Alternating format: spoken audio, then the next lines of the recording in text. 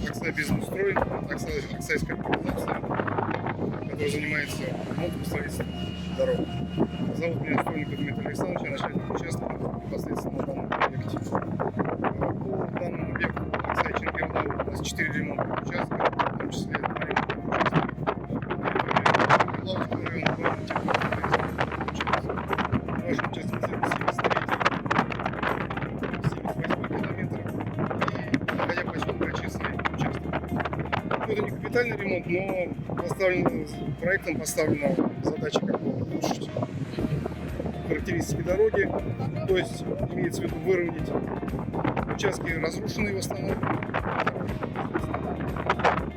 большие провалы устраним, мы их непосредственно автогрейдером выравниваем, еще 5 сантиметров.